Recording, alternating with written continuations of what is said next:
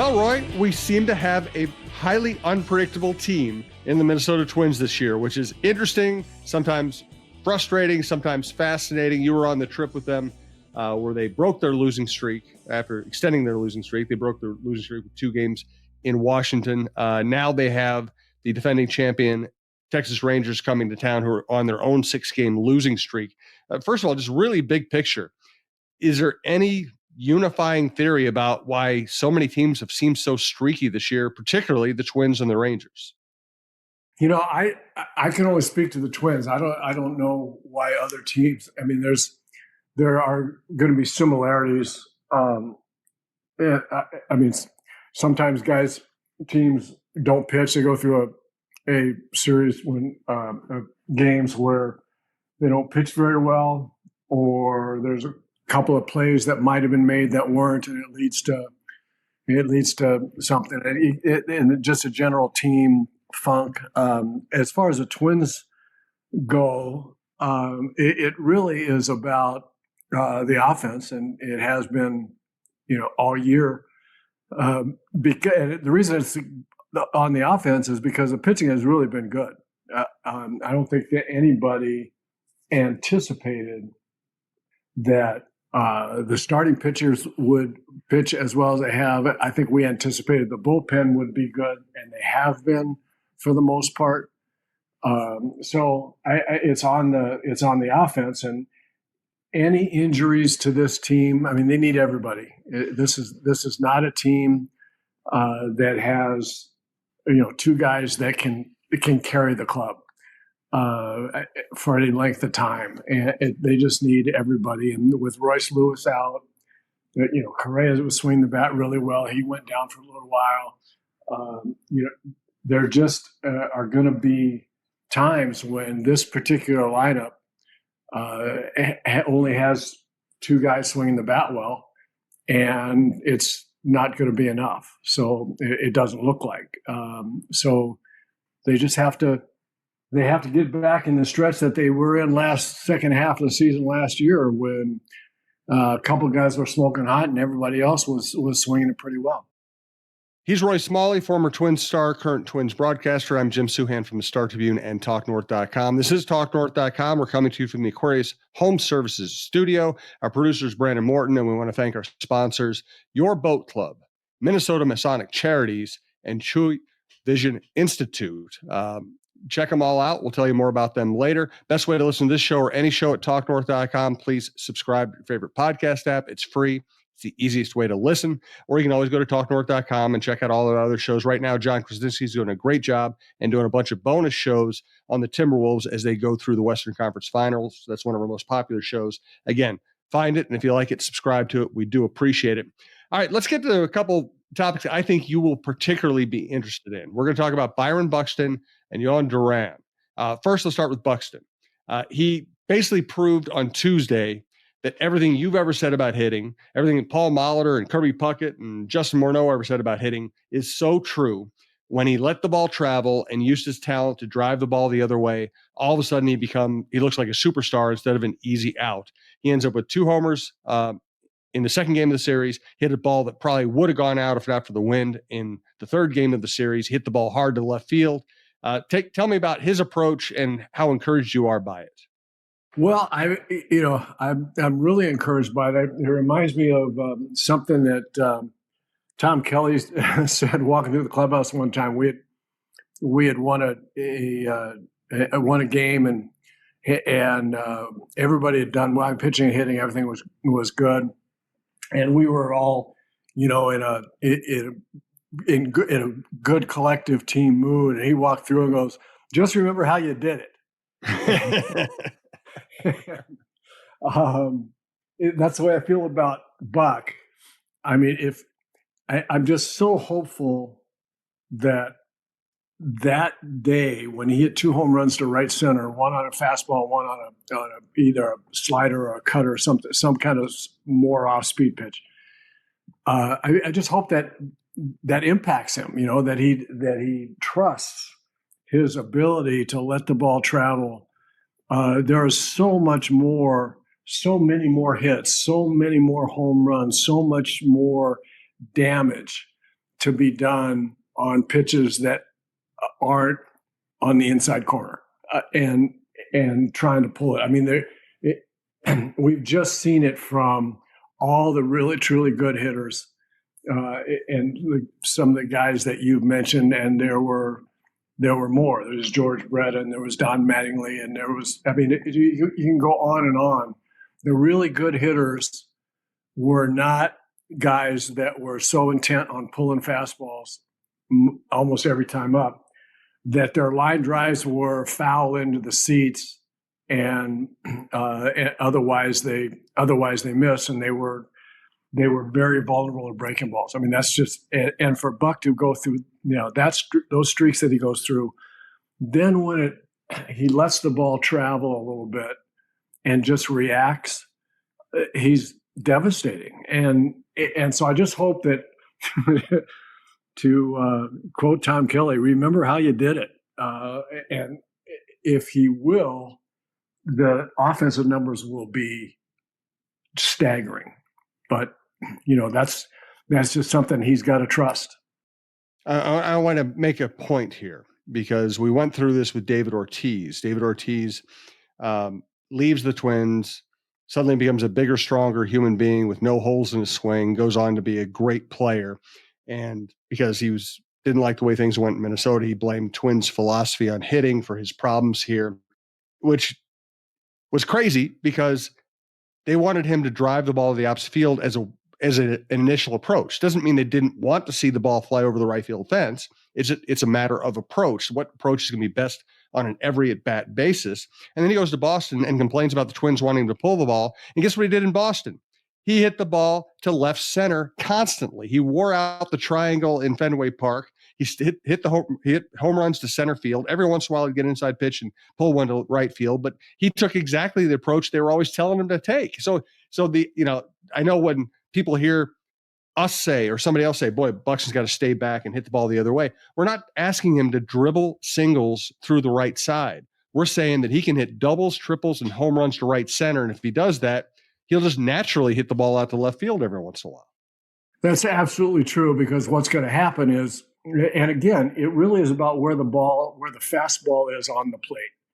And if you're overly conscious about getting beat inside and try to adjust to that, it's death. I mean, I can tell you by experience, and I can tell you by personal experience, I tell you by watching hitters, for, my whole life. And back to, just to finish that point, if you move the ball, the fastball assumption of contact point further out on the plate, so just inside middle to the outside corner, and you're trying to hit that ball over the center field fence, then sometimes you're going to be just a tad, the ball will be a little further outside and you'll hit it to right center, or you'll be just a little bit later, but you'll hit the ball out anyway to right center, or you'll be just a little bit earlier and you'll hit it out to center or left center.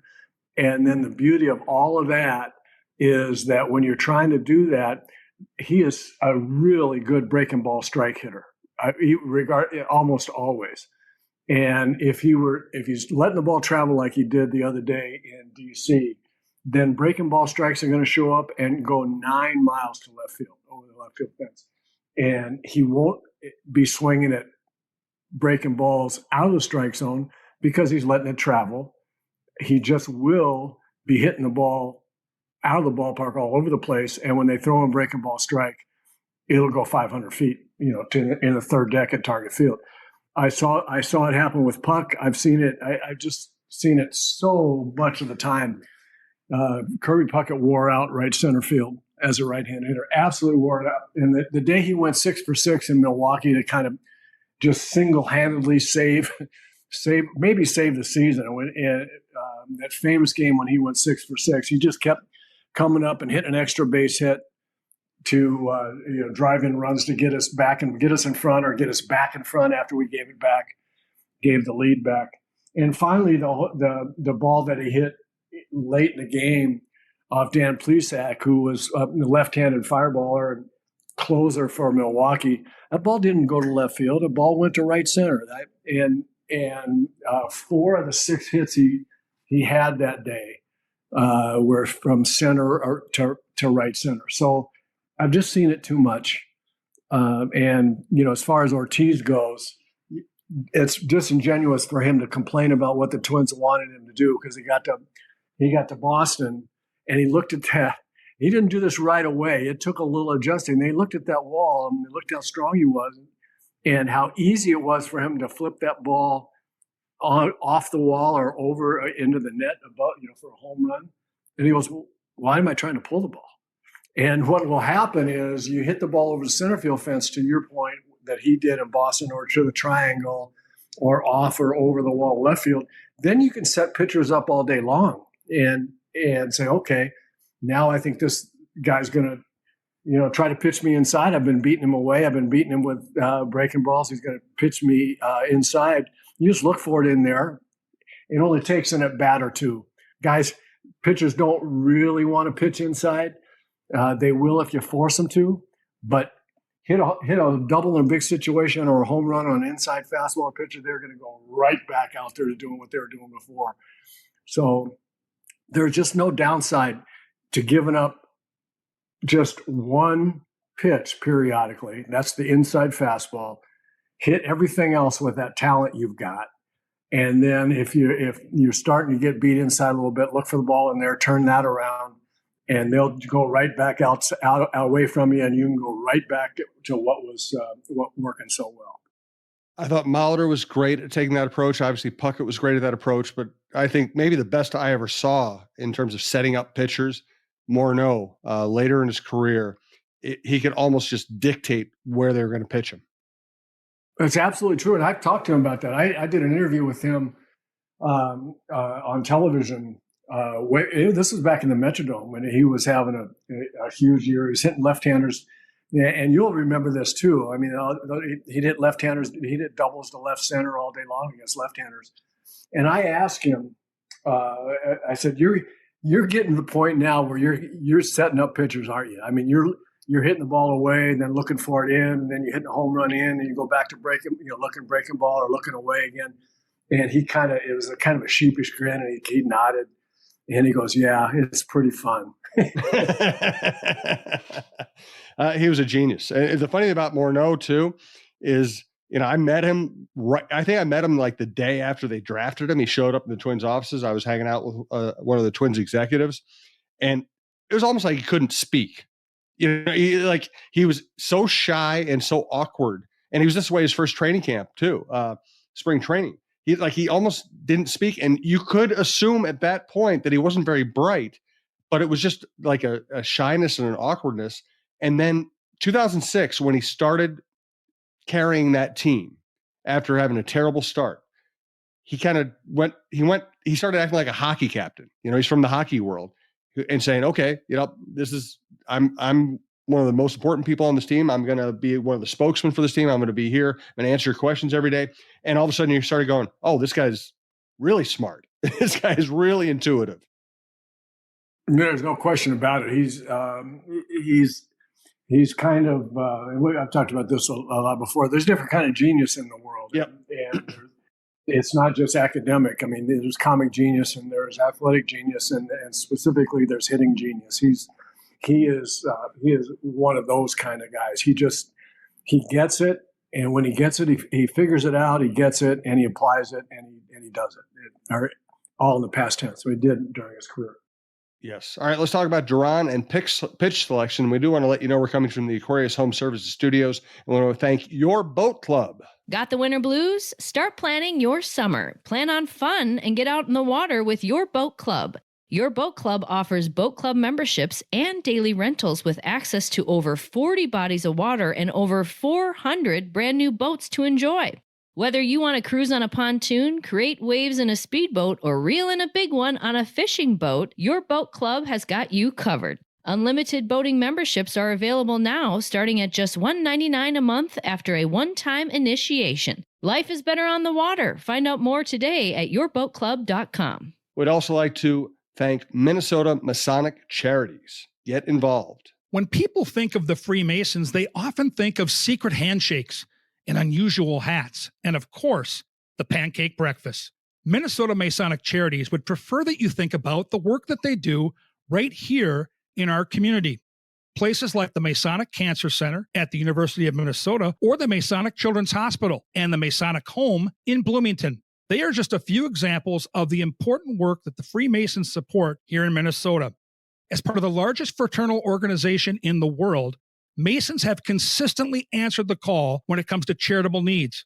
We look forward to learning so much more about their many programs here in the weeks to come. And we'd like to welcome one of our newest sponsors to TalkNorth.com. They're also sponsoring the John Krasinski Show. John's actually going in for LASIK as soon as he gets done with the Timberwolves, and he highly recommends Choi Vision Institute. Yeah, True Vision Institute in Bloomington. I was there earlier this week to get a consultation for LASIK surgery. Found out I'm a great candidate for it, and super easy to set up an appointment. Go in there. They run you through a bunch of tests. Their people are very nice, and they will give you a straight up and honest answer for your options for your vision correction.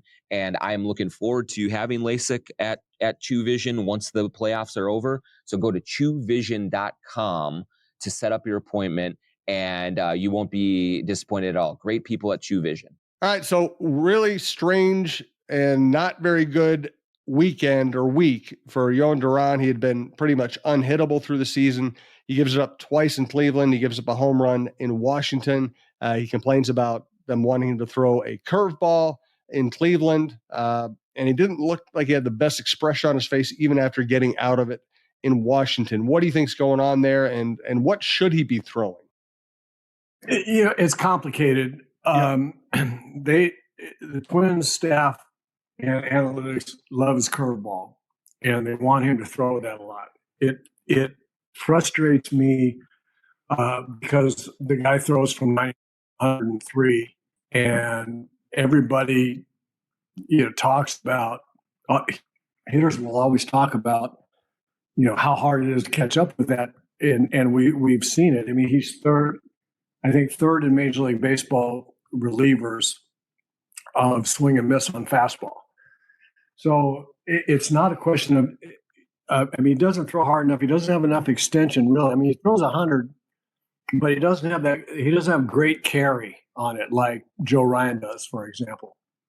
Excuse me. And so you have to be aware. But it's upper 90s. It just is upper 90s, and I just believe he's got to make hitters in every given at bat. He's got to make them aware of fastball, and then he can go to his other things. He's got two really good pitches. The curveball's good. The splinker thing, I think should be a strikeout pitch, meaning this is going to be a swing and miss below the zone, or I'm not going to throw it.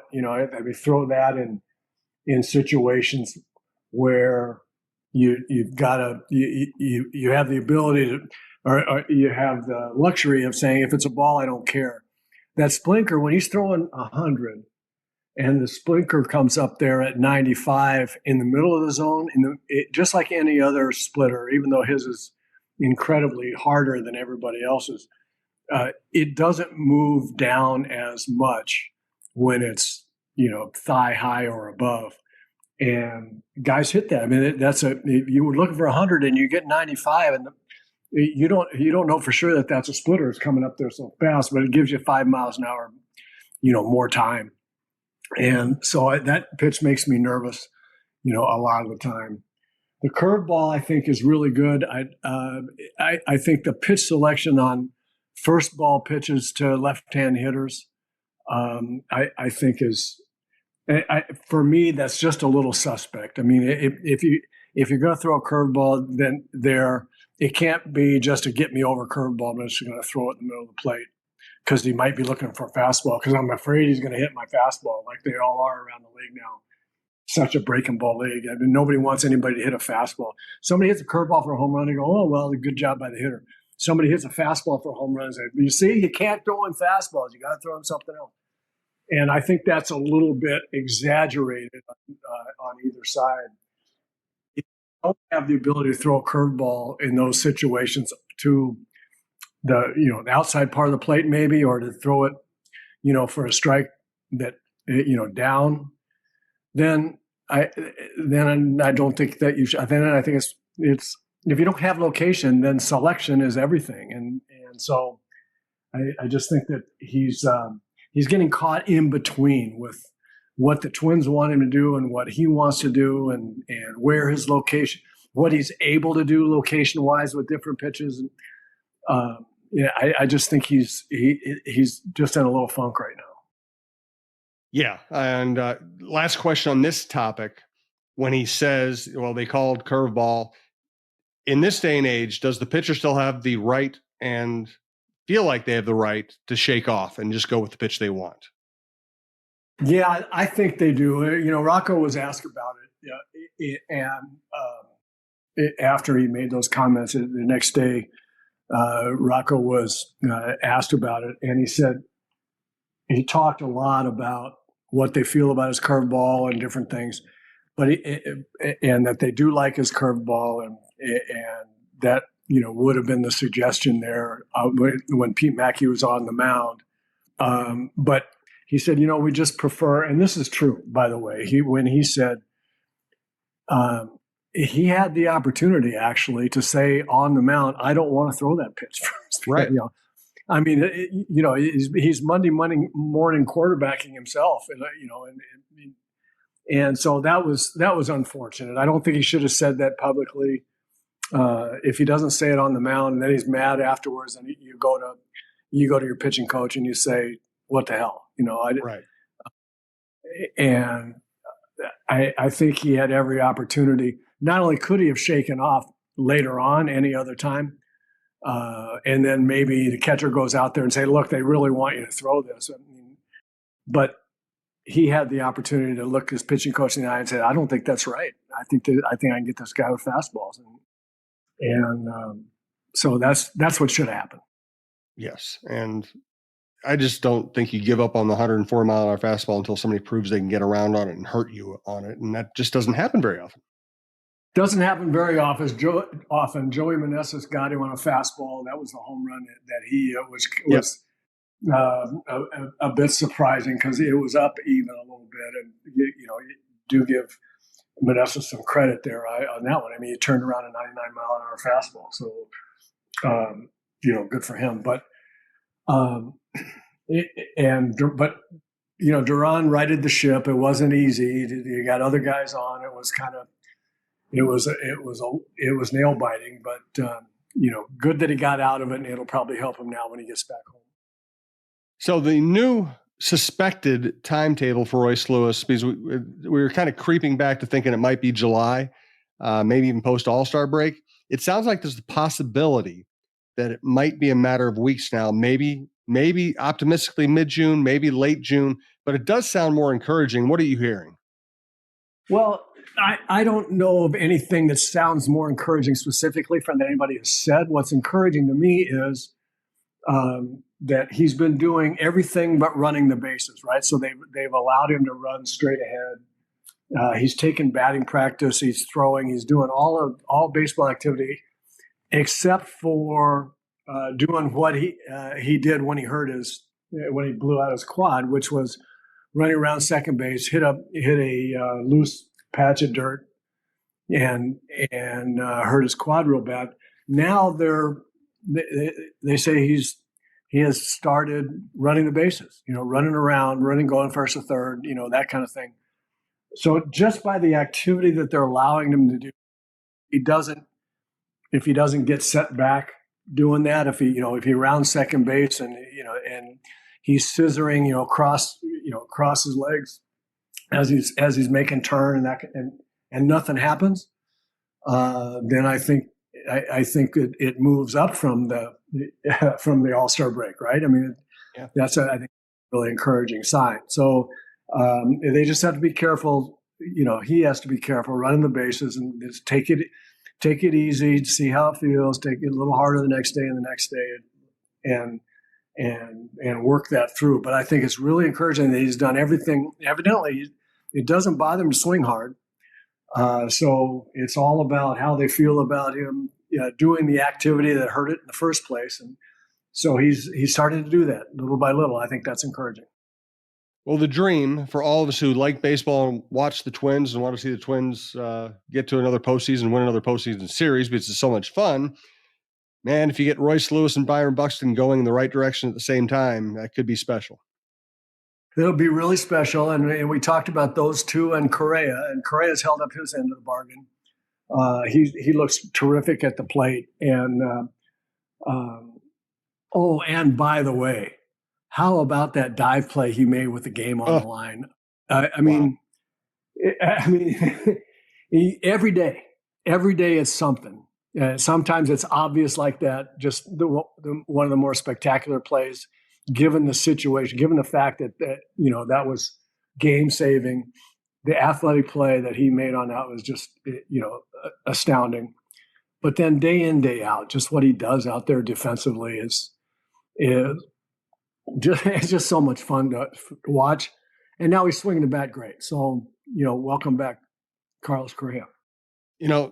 Last time I was in Rocco's office, he went through, somebody asked him about Correa, and he really unprompted went into like a 10-minute soliloquy about what Correa brings to the team and how everything he does every minute of every day is about winning and, supporting his teammates, getting the most out of his teammates, preparing himself mentally, preparing himself physically. The guy's in incredible shape, and and what an arm! I mean, that arm. He's not Ozzie Smith. He's not the most acrobatic shortstop you're going to see, but he has very good range, in part because of athletic ability, in part because of anticipation, and he knows that if he gets to the ball, his arm's going to get it there. Yeah, if he catches the ball, you're out. I mean, that's just the way it is with him. And I'd like to relay a little story about talking with him in DC. I think our listeners will find this fascinating. When you were talking about Rocco extolling his virtues about all the things that he does for the team, he's a brilliant guy. Maybe in all aspects of life. I don't know him that well, but he's a brilliant baseball man. Yep. And he knows a lot about most everything, and especially about, I'll just leave it at that. He's just a brilliant baseball guy. So here's the thing. Corey Provis and I were looking at stats, and he grades out badly as a shortstop in runs saved, and I forget what the other one is. It's runs saved and average outs. I forget what that stat is, but he grades out bad. He grades out behind. I mean, like -3, -6 on some things, and that just doesn't pass the eye test, right? I mean, I saw that and I said, no way. They can't. These new analytics, it cannot be right, because I started thinking about what play do I remember that he didn't make? Then right. I thought, a guy that had, way better range would have had that, or he should have had that, or whatever. So what they do is they take wherever the shortstop is positioned, they take a pie shape from the hitter that says, okay, this is where in this range you should make that play, and if you don't, regardless of where you are, then if you don't make it, then you get dinged in this stat. So Corey, we walked down and got with Carlos, and Corey asked about that. And rather than being defensive, rather than being mad about it, because we said, look, and I told him, I said, that doesn't pass the eye test for me. I mean, what do you think's going on there? He knew exactly what was going on there. The guy impresses me all the time, but the way he was with that, just as a man, just as a character, having character, really impressed me. He said, well, yeah, a couple of things. He said, I am behind because, and in effect, what he said was they've reset the curve, because we've got C.J. Abrams and we've got Bobby Witt and we've got all these guys. He said, they're faster than I am. Mhm. They're not that fast. They're faster than I am. And they're getting to balls that I'm not going to get to just starting from this spot, trying to go way over there. And he said, they in effect, the curve is different now. Right. And so I'm going to get knocked down. And the problem is they can make 25 errors and I'll make 6. I've made 6 and they're making, double digits already. But, and this gets to the other point, I'm not getting enough opportunities to catch up, to make that catch up, right? To make my lack of errors and everything else that I catch up with them because they're getting more opportunities. And as a corollary and as acknowledgement or substantiation of that, when he had his platinum glove year, he was plus 20 in Houston, plus 20. I mean, he's clearly the best defensive player that there was. And then you look at the starting staff that they had, and you have Framber Valdez, and you had Keuchel, and you had 3 or 4 guys that were ground ball guys. And so he got enough, and he just said flat out, yeah, back then I had a lot of chances. I didn't make any errors. I caught most everything. I got guys that when it was hit to me. But the young guys hadn't reset the curve yet, and I was getting a lot of chances.